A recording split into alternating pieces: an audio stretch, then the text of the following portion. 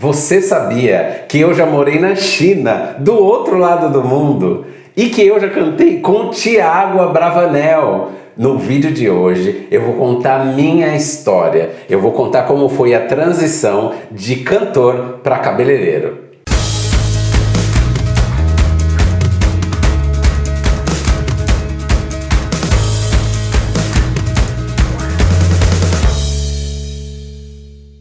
Olá! Sejam todos bem-vindos ao meu canal. Eu sou o Carlos Santo Cabeleireiro aqui em São Paulo e eu quero agradecer você, começar o vídeo de hoje agradecendo o carinho de vocês, tantas mensagens, tantas pessoas se inscrevendo e curtindo o meu canal. Eu fico muito feliz e para você que está chegando e está aqui pela primeira vez, eu vou pedir para você se inscrever, é no botão vermelhinho que tem aqui embaixo. Peço para você ativar o sininho também, porque aí sempre que chegar vídeo novo aqui no canal, você vai ser notificado pelo YouTube. Eu nasci em São Paulo, capital, na Zona Leste, Vila Prudente. E o meu nome é Carlos Roberto Silva Santos. Isso eu já falei no primeiro vídeo, mas eu não contei como foi que toda essa história aconteceu, toda essa trajetória de cantor a cabeleireiro. Bom, eu nasci de uma família simples, eu sou primogênito e eu tenho uma irmã mais nova, 2 anos. E quando eu tinha lá pelos meus 4 anos de idade, o meu pai e minha mãe se separaram e eu fui criado pela minha mãe. E ali, criado no quintal de casa, pelos tios e pelas tias, pela avó.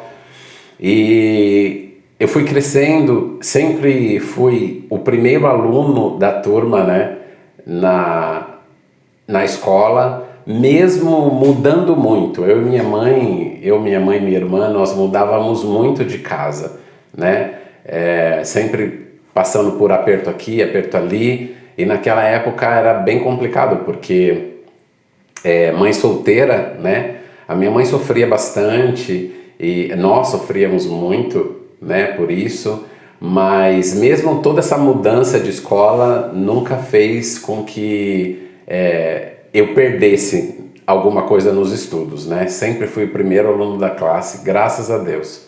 Eu cresci na igreja e cresci no meio de pessoas que cantam muito, né? A minha mãe, ela dizia que quando ela estava grávida de mim e ela estava no coral cantando, eu chutava a barriga dela. E quando eu tinha nascido e ela me levava para o ensaio, enquanto o coral cantava, eu chorava, e quando o coral parava, eu também parava. E aos 9, 10 anos, por estar envolvido no mundo da música, eu decidi ser maestro. E falei para minha mãe, mãe, eu quero fazer faculdade de música.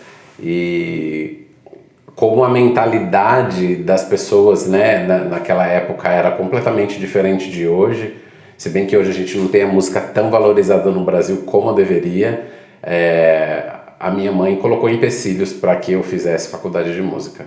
Passado o tempo, eu vi que o meu sonho de ser maestro futuramente não seria possível, né?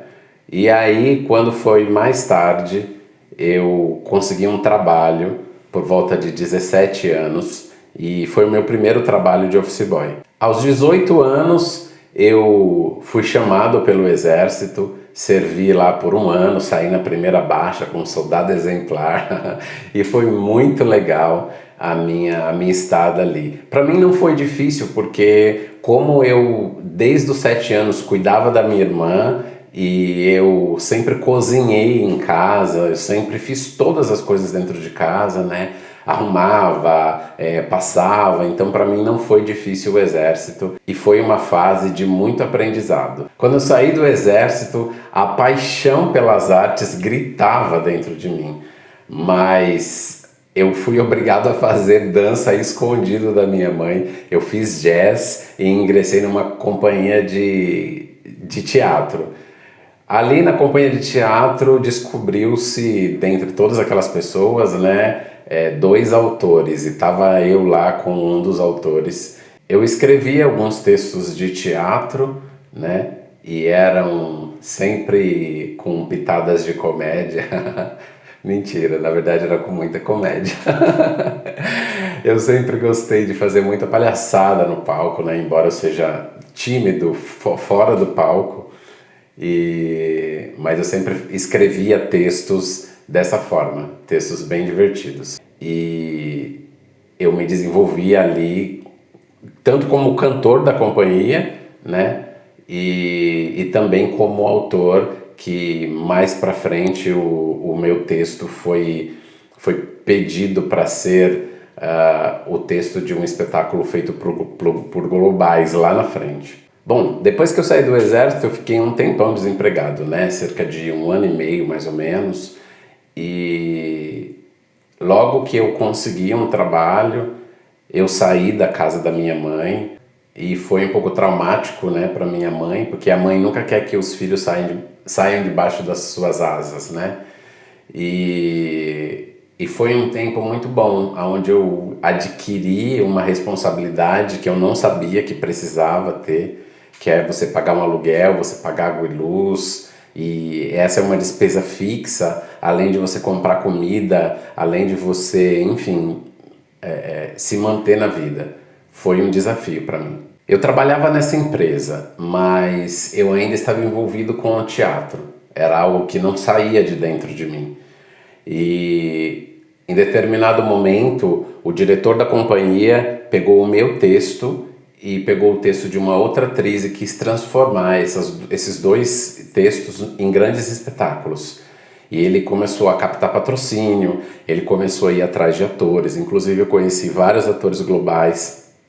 Nós íamos fazer esse espetáculo juntos e para mim a honra para mim é que eu ia fazer em um dos espetáculos, eu ia fazer o Milton Nascimento. Nesse tempo eu deixei meu cabelo crescer, eu fiquei com Black Power lá, Jackson 5, e foi bem interessante, assim.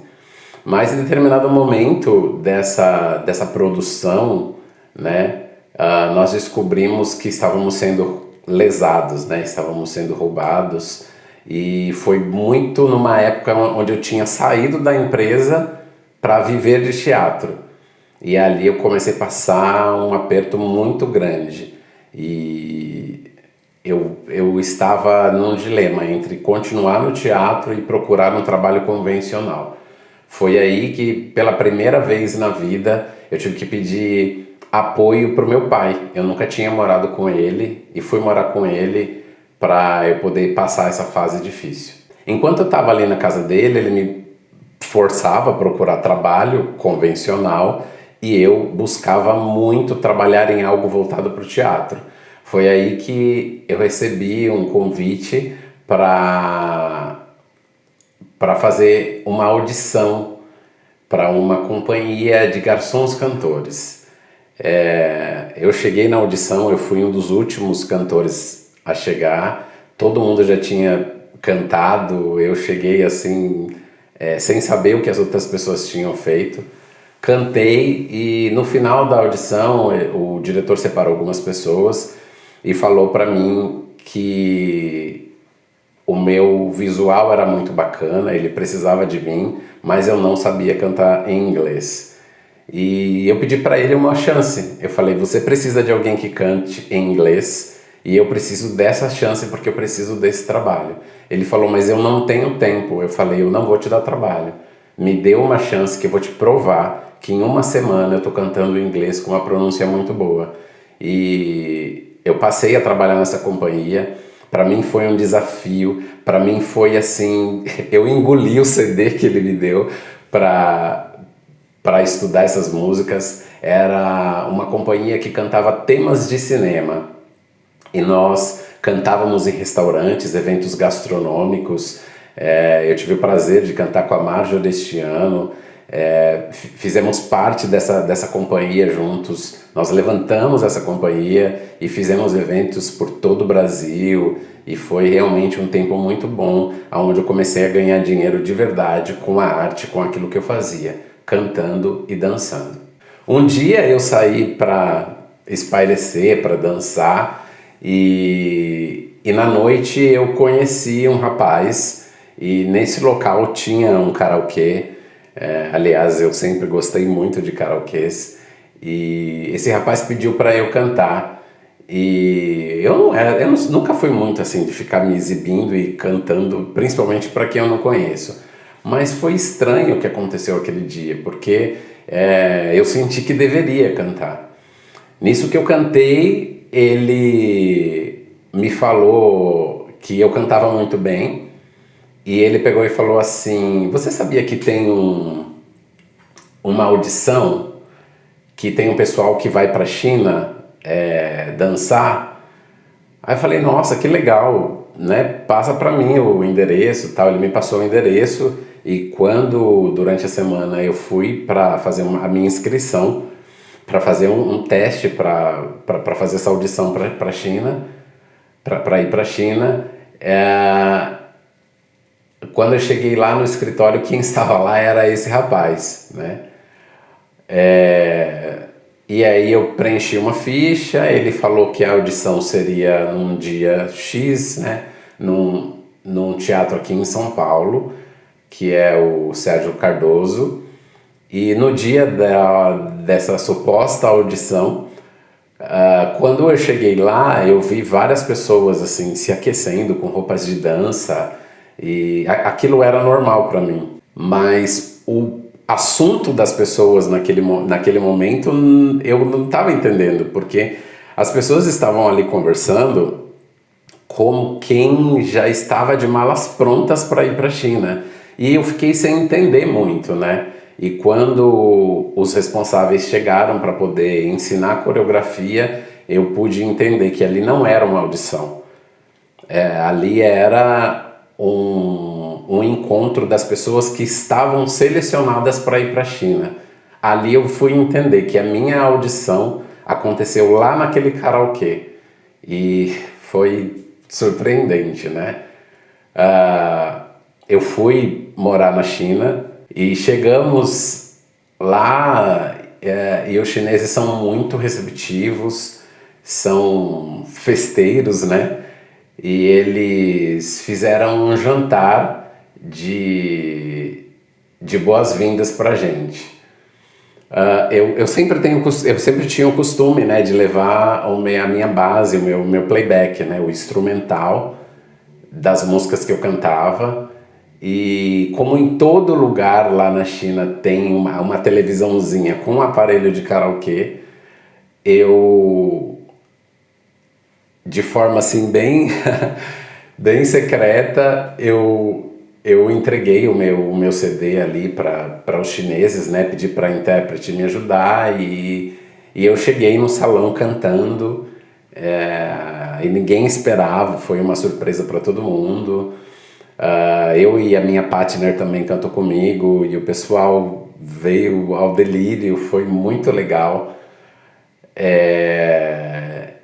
E depois de nós termos cantado ali umas 3 ou 4 músicas, os diretores do espetáculo, que era um espetáculo somente de dança, nos chamaram na mesa e falaram que eles gostariam que nós cantássemos no espetáculo de dança. Eles iam abrir um quadro dentro desse espetáculo para que eu e a minha partner pudéssemos cantar 2 músicas da nossa escolha, e foi uma honra, assim. Além de dançar o espetáculo inteiro, nós tínhamos um bloco nosso para poder cantar e mostrar o nosso talento. Nós viajamos 13 províncias na China, conhecemos aquele país que assim, tem muita gente lá.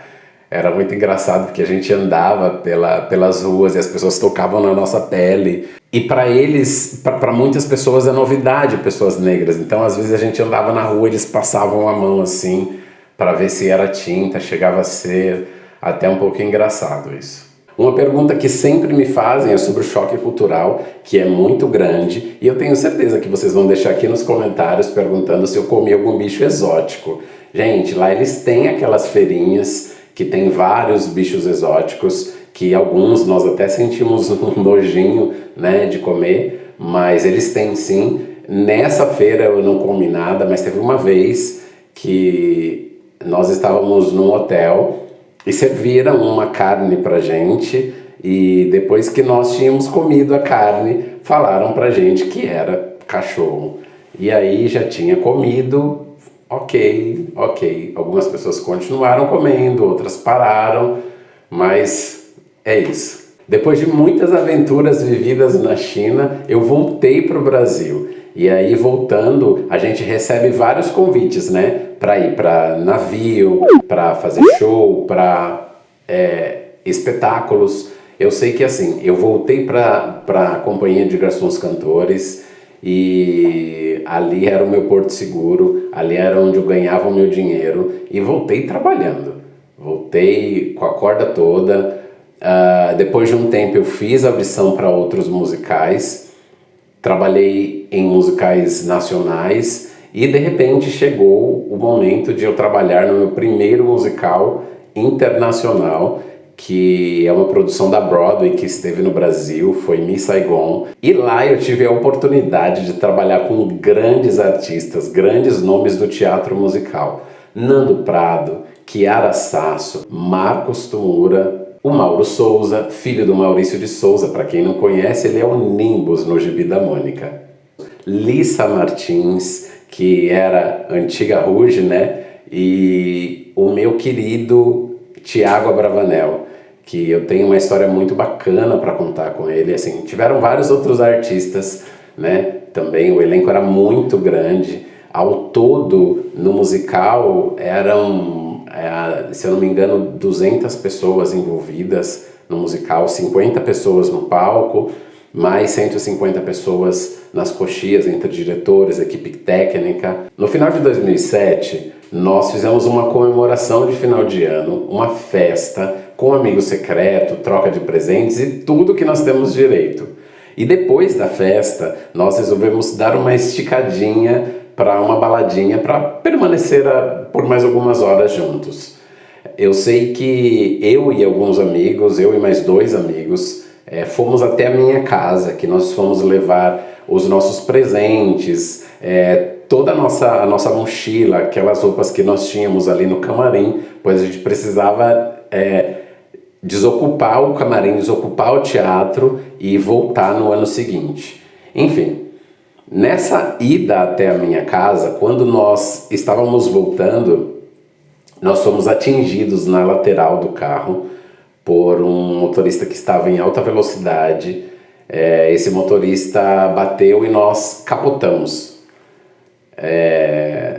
Foi assim bem tenso tudo aquilo, né? Eu acordei assim, eu vi que eu tava bem. Só que eu olhei para frente e eu vi que um amigo meu estava desacordado. Aí eu busquei sair do carro. A ambulância chegou muito rápida. Um dos nossos amigos do espetáculo, ele também tinha saído para ir para casa, enfim, eu não sei para onde ele estava indo, mas ele passou no local do acidente bem naquele momento e ele reconheceu o carro do meu amigo. Foi nesse instante que ele parou, ligou para as pessoas do teatro e quando nós chegamos no hospital, todo o pessoal do teatro foi para lá, todos os atores e atrizes estiveram lá com a gente, dando apoio, dando força pra gente. O meu amigo que estava na direção, ele teve traumatismo craniano, quebrou várias partes do corpo, mas graças a Deus ele não teve sequelas, ele não teve nenhuma sequela depois. E o outro que estava no banco do passageiro, ele só bateu a cabeça. Eu quebrei a clavícula, eu estava no banco de trás, eu quebrei a clavícula e perfurou meu olho esquerdo. Eu levei 3 pontos na córnea. O que mais eu lembro que eu tenho de bom que aconteceu aquela noite foi o carinho que nós recebemos de todo o elenco e todas as pessoas que estiveram ali com a gente. E eu não queria avisar minha mãe, porque eu imaginava que ela ia ficar muito nervosa, muito desesperada, ela e a minha irmã. E ali do meu lado permaneceram comigo o Tiago Abravanel e a Cíntia Abravanel. Eles ficaram comigo o tempo inteiro, segurando na minha mão, me dando todo o apoio, me confortando. Foi realmente assim, sem o apoio deles ali, sem a força deles ali naquele momento, eu não sei o que aconteceria comigo. Talvez eu desabasse, porque eles me trouxeram um equilíbrio, eles me trouxeram uma estrutura emocional naquele momento, e eles não saíram do meu lado até a minha mãe chegar. Eu tenho realmente uma gratidão enorme, em especial por esse momento, e também pela amizade dele, né? Pelo carinho que ele sempre teve por mim. Ele é uma pessoa fantástica e assim, além de um artista incrível, ele é um ser humano sensacional. Miss Saigon ficou 1 ano e meio em cartaz. Eu acabava um espetáculo, eu voltava para a companhia de garçons cantores e era esse vai e vem toda hora.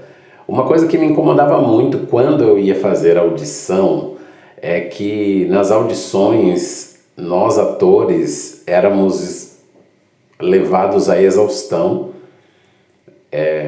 para cantar, e era muito complicado porque vira e mexe a gente estava sendo avaliado, nós éramos avaliados por algum diretor musical que às vezes tinha trabalhado com a gente durante muito tempo em várias produções, e aí chegava ali na hora da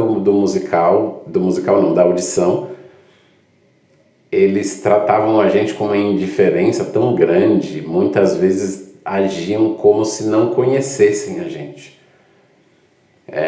A recordação que eu tenho das audições são de momentos de muita, eu posso dizer até humilhação, assim, porque muitos atores, eu já ouvi a reclamação de muita gente, extremamente ferida, extremamente machucada por conta dessas audições que são bem puxadas, assim.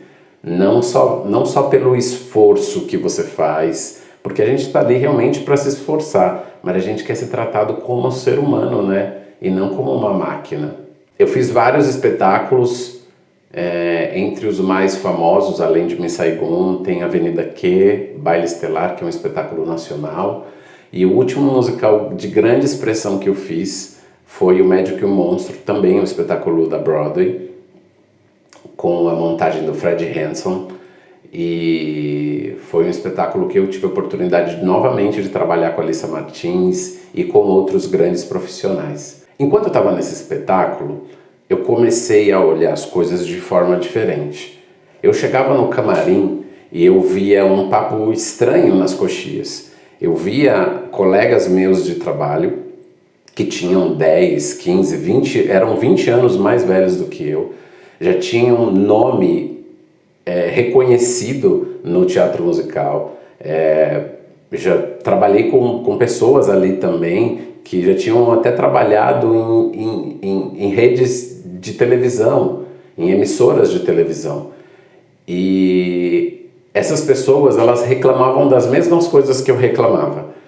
Que às vezes não tinha o dinheiro completo para pagar o aluguel, às vezes tinha que fazer algo que não gostaria de fazer, que era algo fora da sua profissão, para poder completar a renda, porque faltava comida aqui, faltava comida ali, porque tinha que pedir dinheiro emprestado, ou tinha que depender da mãe ou do pai, e era uma situação complicada. E eu, vendo isso, eu imaginei que quando eu estivesse mais velho, eu ainda estaria reclamando daquilo que eu já estava reclamando. E eu falei, não, peraí, eu preciso fazer alguma coisa para mudar essa situação. Eu já não estou feliz. Eu preciso mudar porque daqui 10, 15 anos eu não quero reclamar como eles estão reclamando. Existem muitas pessoas que se acomodam, que tudo bem continuar trabalhando com arte, e muitas vezes o fato de ter saído do teatro musical, muitas pessoas já pensaram, nossa, você não conseguiu, não venceu a profissão, não persistiu, mas não é isso. É porque quando você faz um trabalho como esse, você depende de pessoas para te aprovar, para te ensaiar, para te pagar, e era algo que eu não queria. Eu não queria mais depender de ninguém. Eu queria fazer algo com as minhas mãos, que eu pudesse fazer em qualquer lugar que eu estivesse. Era isso que eu queria. Eu queria ser dono da minha vida. Eu queria poder fazer algo que eu dependesse de mim e não de outras pessoas. Eu decidi não trabalhar mais com teatro musical. Eu decidi dar um tempo. Eu falei, eu vou conseguir dinheiro e mais lá na frente, quando eu puder, eu tiver dinheiro, eu monto um espetáculo para mim, eu monto uma companhia de teatro, ou eu pago músicos e faço um espetáculo solo, ou cantando com outras pessoas, enfim. Era essa a minha visão do futuro. Foi então que eu decidi trabalhar com outra coisa. E como eu sempre tive habilidade com as mãos, porque eu já tinha desenhado, eu sempre gostei de fazer massagem, eu falo em linguagem de sinais, libras, tudo que eu fazia era sempre voltado com as mãos. Então eu decidi fazer algo que tivesse ligado a isso, ou que era algo que eu gostasse. Então eu fiquei entre fazer educação física, entre fazer massagem, massoterapia ou fisioterapia, que também tem a ver com o corpo, ou cabelo, que aí um amigo meu me falou, por que você não trabalha com cabelo? Para as duas primeiras opções, eu teria que dispor de um dinheiro de faculdade, eu teria que dispor de um tempo que eu não tinha no momento. Eu tinha um aluguel que eu precisava pagar, eu tinha uma água e luz que eu precisava pagar, porque sempre o que acontecia? Quando eu entrava para fazer um espetáculo, eu ganhava um dinheiro bom, mas esse dinheiro era para pagar as contas do tempo que eu fiquei sem trabalhar, do tempo que eu fiquei sem evento na companhia de garçons. E essa situação já estava insustentável para mim.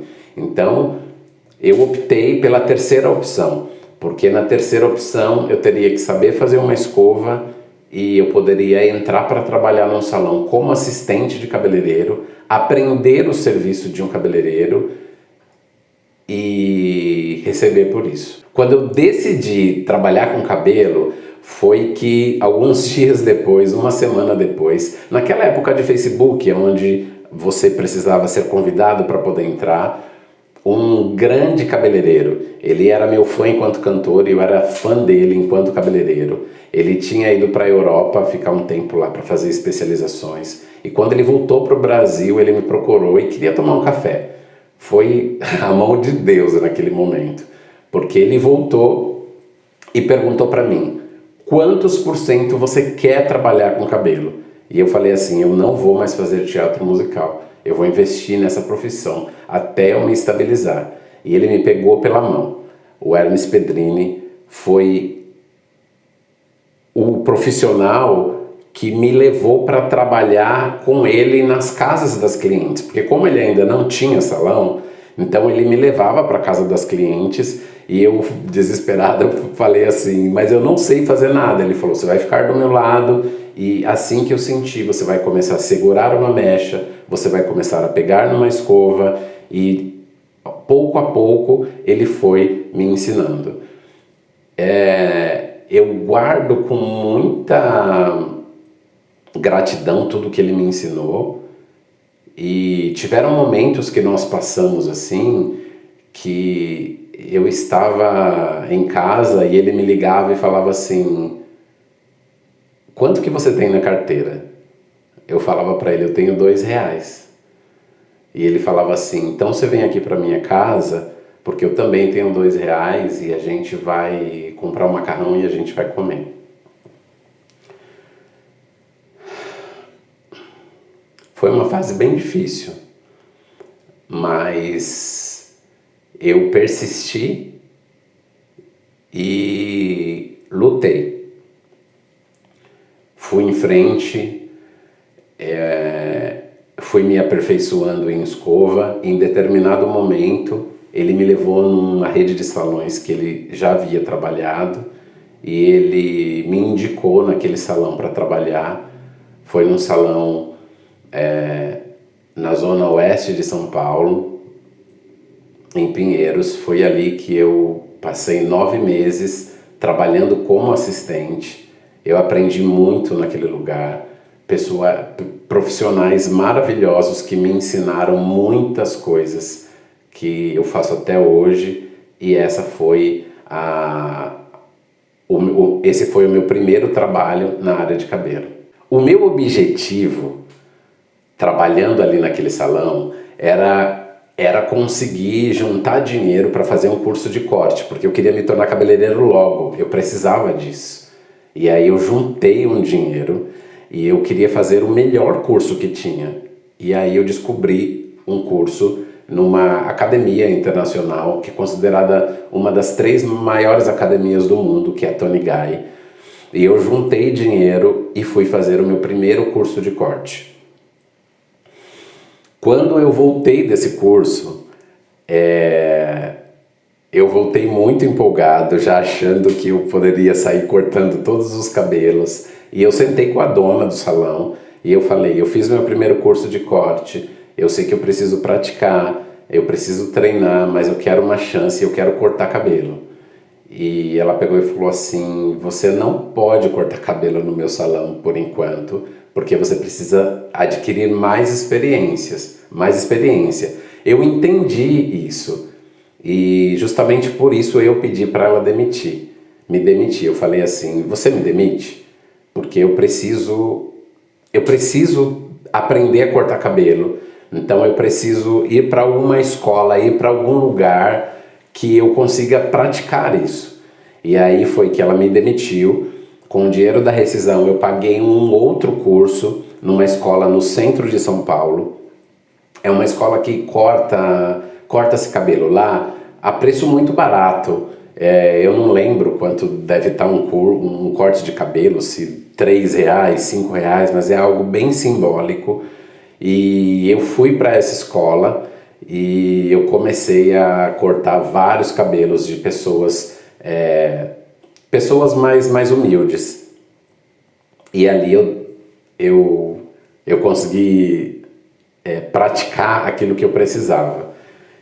Foi muito engraçado porque em determinado momento que eu estava ali, eu vira e mexe ajudava os meus colegas que estavam ali, né, aprendendo junto comigo, alguma facilidade que eu tinha aprendido, alguma coisa, e vira e mexe eu via uma fila de pessoas esperando para cortar cabelo, e os meus colegas que precisavam praticar também, eles ficavam ali sem fazer nada. E eu falava para eles assim: por que vocês não vão cortar cabelo, gente? Pega aquelas pessoas que estão ali. E eles falavam assim: não, eles não querem cortar cabelo com a gente, eles viram você fazendo escova e eles querem fazer com você. Tudo que eu aprendi nesse salão como assistente, para mim foi muito bom, porque me trouxe postura, me trouxe uma habilidade, uma desenvoltura para com o cliente, que isso começou a ser visto naquele momento. Depois de fazer esse curso, eu fui procurar trabalho e eu achei trabalho num lugar muito longe do centro de São Paulo, no extremo da Zona Norte. No Tremembé, ali coladinho com a Serra da Cantareira. E eu trabalhei num salão com pessoas assim com poder aquisitivo mais baixo. Então era um salão que nós costumamos falar que é um salão de bairro. E eu cheguei nesse salão para trabalhar como um novo cabeleireiro, e o dono do salão me abraçou, me ensinou muita coisa. Os sócios do salão, né, ele e ela, me ensinaram muitas coisas sobre cor, sobre corte. Era uma época que era um salão que fazia muita progressiva. O carro-chefe do salão era progressiva. Muitas vezes fazia-se progressiva junto com as mechas no mesmo dia. E eu comecei a estudar sobre isso. Eu comecei a entender o que a progressiva fazia no cabelo, o que as mechas faziam com o cabelo, e eu decidi ali que eu não queria trabalhar com progressiva. Eu decidi que a minha linha de trabalho enquanto profissional seria outra, mas ali onde eu estava eu não tinha escolha, eu tinha que fazer isso. Saindo de lá, eu fui trabalhar com o Hermes Pedrini de novo. Ele me chamou, pois ele estava pegando a direção de um novo salão. Trabalhamos por algum tempo juntos, ele me passou muitas técnicas dele, muitas coisas que eu faço hoje, tem a mão dele ali também, né? A técnica que ele me ensinou. O salão não durou muito tempo, né? O salão era um salão novo, mas é um salão que não resistiu ali naquele bairro.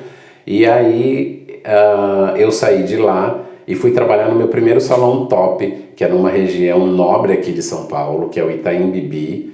E eu aprendi muito ali também. No primeiro salão foi aonde eu comecei a cortar cabelo masculino, que eu não fazia antes. E nesse primeiro salão eu já tinha autonomia para saber aquilo que eu queria assumir como prática do trabalho e aquilo que eu não queria. E progressiva, alisamentos, foi algo que eu não mantive comigo, porque eu sempre entendi que esses procedimentos fazem mal para a saúde, fazem mal, danificam muito o cabelo, tiram toda a saúde do fio. No segundo salão que eu trabalhei ali mesmo, no Itaim, foi onde eu descobri um procedimento de alisamento, do qual eu falo muito aqui no meu canal, que esse procedimento, ele é um procedimento que alisa o fio do cabelo, mas não agride o fio. Então, é um procedimento que eu trabalho com ele até hoje. Foi o meu carro-chefe foi e é o meu carro-chefe, né? Todos esses anos. E é um processo de alisamento que não impermeabiliza o fio e permite você ser loira, você ser lisa e ter o cabelo extremamente saudável. Nesse momento foi quando eu comecei a descobrir particularidades minhas enquanto profissional. Eu comecei a entender o que era bacana, o que é bacana para o fio. Eu comecei a entender qual que seria a minha linha de trabalho. Eu comecei a traçar aquilo que eu gostaria de proporcionar de experiência para cliente. Não só numa questão para transformar o visual dela, mas para deixar um cabelo marcante, que é um cabelo que mudou, que transformou o visual dela, mas que principalmente é um cabelo que ela não teria dificuldade nenhuma em conseguir lidar com o cabelo em casa, não teria dificuldade nenhuma para cuidar do cabelo, porque o cabelo que eu faço, o cabelo que eu estava entendendo que eu deveria fazer é o cabelo saudável. Justamente por isso eu escolhi esse alisamento saudável. O último salão que eu trabalhei ali no Itaim foi um salão da mesma rede do primeiro salão que eu havia trabalhado como assistente. E isso para mim foi muito legal. Você voltar para a empresa não mais como um assistente, mas reconhecidamente como um profissional. E foi nesse primeiro salão onde eu fiz o meu primeiro evento de cabeleireiro cantor. Olha que legal! Era Dia das Mães ou o aniversário do salão. Eu reunia amigos meus cantores e nós fazíamos intervenções musicais dentro do salão. E isso aconteceu dali para frente em alguns outros salões que eu passei. Imagina só, você tá fazendo o cabelo e o cabeleireiro que tá fazendo o seu cabelo tá cantando uma música da Broadway no seu ouvido, tá dançando no meio do salão. É muito bacana, né? Dentre vários cursos que eu fiz, um dia eu fui fazer um curso na L'Oréal Profissional e eu estava lá fazendo esse curso e a técnica, ela tinha muitas pessoas dentro da sala para poder dar atenção e para poder explicar sobre o curso. E eu lembro que tinham duas modelos, né? Tinha uma senhora aqui e outra moça aqui. E essa técnica, em determinado momento, ela começou a ensinar as pessoas que estavam em uma modelo e eu estava num outro grupo, né? E aí, como eu percebi que a técnica ela tinha muita coisa para fazer ali naquele momento, e aquelas pessoas que estavam ali naquele grupo que eu estava, aquelas pessoas elas tinham um pouco menos de informação do que eu tentei com todo cuidado passar algumas informações para essas pessoas, e essa técnica percebeu.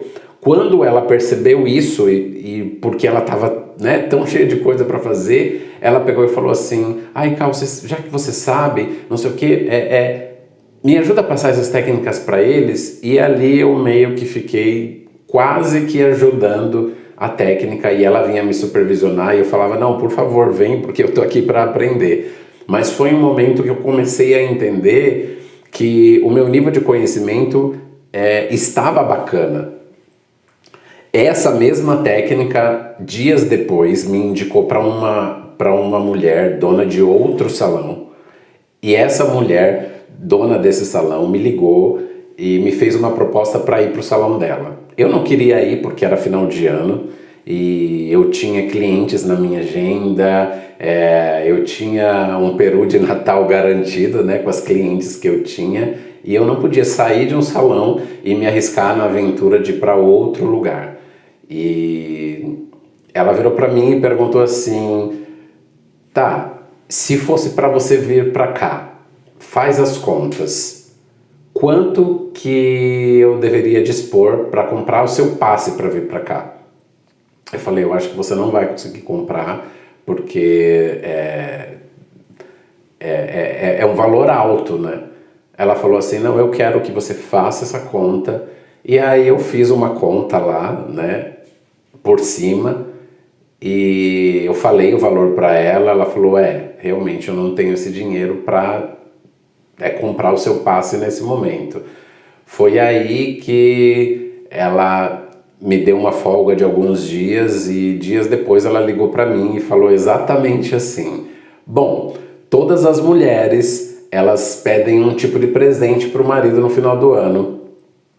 Uma casa, um carro, uma geladeira, uma viagem, e eu pedi você de presente de Natal para o meu marido, e eu não quero saber, você vai sair de onde você está e você vai vir para cá.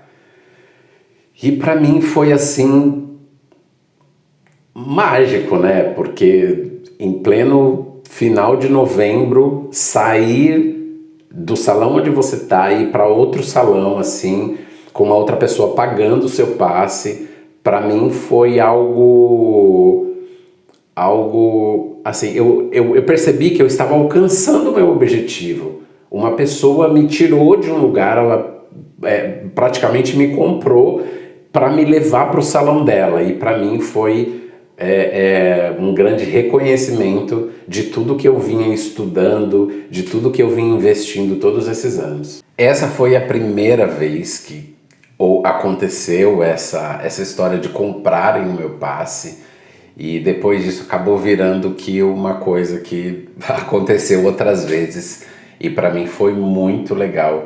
É muito desafiador você chegar num lugar onde a pessoa compra a linha de produtos que você quer, a pessoa prepara o salão para receber você naquele lugar, e isso é muito bacana.